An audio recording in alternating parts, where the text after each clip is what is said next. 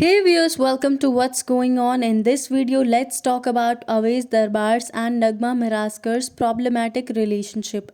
As you all know, जो अवेश दरबार हैं और नगमा मिरासकर हैं, उन दोनों की डेटिंग के जो र्यूमर्स हैं काफ़ी ज़्यादा फैल रहे हैं और लोग उन दोनों को एज अ कपल या फिर जो भी साथ में वो वीडियोस बनाते हैं बहुत पसंद करते हैं।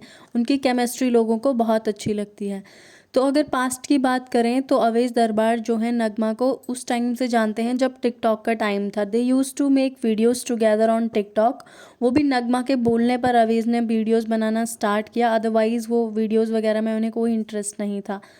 तो जो अवेश दरबार थे वो डांस सिखाते थे, तो नगमा ने उनकी जो डांस एकेडमी थी वो ज्वाइन की। उसके बाद she started making videos of her dance और उसके बाद उन्होंने इंस्पायर किया अवेश को कि आप भी ये चीज़ करो, अच्छा है ये प्लेटफॉर्म। देन ही जब उन्होंने देखा कि हाँ ये वायरल हो रही है, इसकी वीडियोस फेमस हो रही हैं, then he started making videos और कुछ टाइम बाद they both started making videos together और उन दोनों को साथ में लोग बहुत ज़्यादा पसंद करने लगे और उनकी वीडियोस बहुत ज़्यादा वायरल होती थी, लोगों को बहुत पसंद आती थी और लोग उनकी जोड़ी को भी बहुत पसंद करते थे। सिंस देन उनके डेटिंग के र्यूमर्स जो हैं वो काफ़ी ज़्यादा स्प्रेड हो रहे हैं, होते रहते थे तब से ही, और लोगों का यही मानना है अभी भी they both are dating still from 8 to 9 years, but they both never accepted this thing openly. या फिर उन्होंने कभी भी, जब अवैध से एक इंटरव्यू में पूछा गया कि आप क्या नगमा को डेट कर रहे हैं, तो उन्होंने कहा अभी मैं कुछ नहीं बोलूँगा इस पे, नहीं मैं डेट नहीं कर रहा हूँ, मैं सिंगल हूँ। जबकि रियलिटी ये है कि उन्होंने नगमा के ऊपर इस रिलेशनशिप में 2 या 3 बार चीट किया है, जिसकी वजह से नगमा काफ़ी ज़्यादा डिप्रेस्ड रहती थी और उनका रिलेशनशिप इस वजह से भी काफ़ी बार ख़राब हुआ है। बट नगमा ने स्टिल उन्हें दूसरा मौका दिया, but he did the same thing again and again. तो उसके बाद एक आदमी का ऐसा हो जाता है कि क्यों मैं इस चीज़ में इन्वेस्ट करूं या इस रिलेशनशिप में इन्वेस्ट करूं जब सेम थिंग हो रही है। बट अगेन फिर वो अवेज को माफ़ कर देती हैं, even after Awez having a very dominating nature, फिर भी वो उन्हें माफ़ करती हैं। और इस बिहेवियर पे लोगों का क्या कहना है अवेज के, ये देखिए। Awez flirts with everyone, I don't think he marrying Nagma, it is all for Bigg Boss I guess. How can a guy like Aves cheat on Nagma, bro? She is so pretty, seems genuine, she deserves better.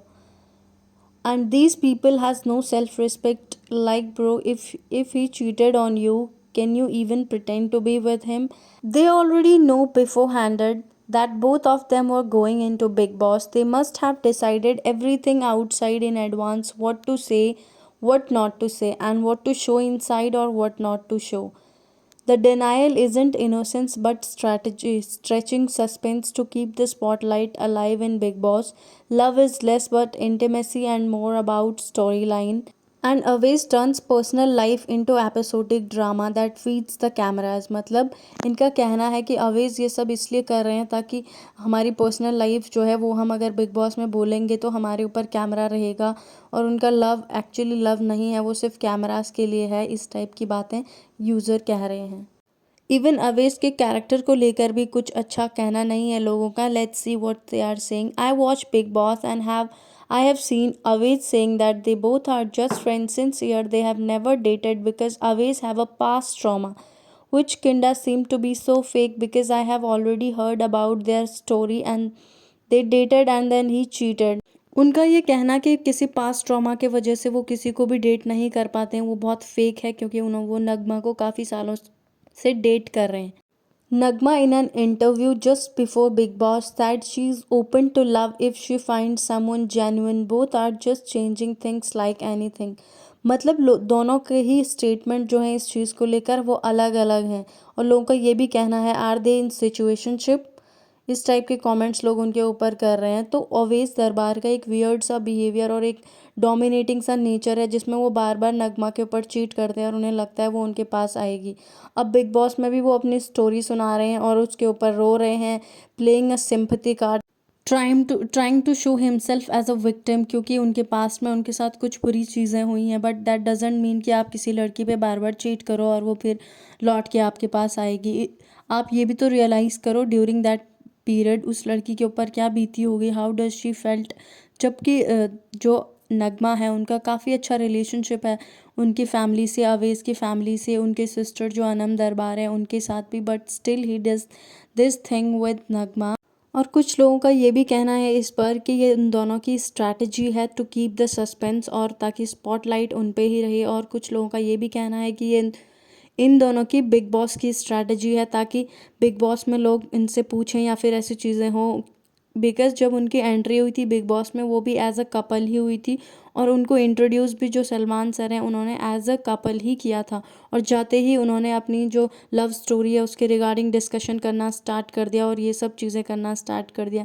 May be they both are doing it for cameras because dragging your personal life at social media platform looks like a strategy. और हो सकता है उनकी strategy ही हो to gain camera attention in Bigg Boss.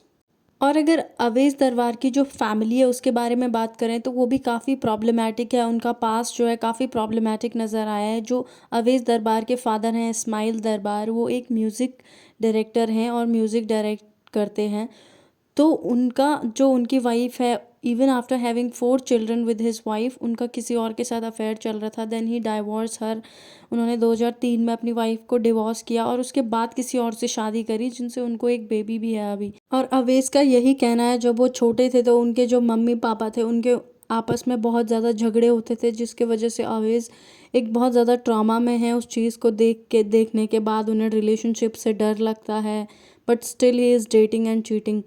और उनके father के ऊपर इवन उनकी वाइफ ने जो है केस भी कर दिया था असॉल्ट का। और इवन उनके ऊपर एक और केस जो फाइल हुआ था वो उनके ही एक एम्प्लॉई ने किया था जिनका नाम प्रशांत चौधरी था, रिगार्डिंग पेमेंट इशू। उन्होंने उनसे काम करवाया और उसके बाद उन्होंने जब पैसे की बात करी तो उन्होंने अपने बेटे से और उनके फ्रेंड से उन्हें बहुत पिटवाया, असॉल्ट करवाया, जिसके बाद उनके ऊपर केस फाइल हो गया। तो उनका ये वियर्ड सा बिहेवियर पहले से ही उनके फैमिली में चलता आ रहा है। So that's all I want to say. What's your opinion about this? Please do let me know in the comment section and thank you for watching the video. Do like, share and subscribe.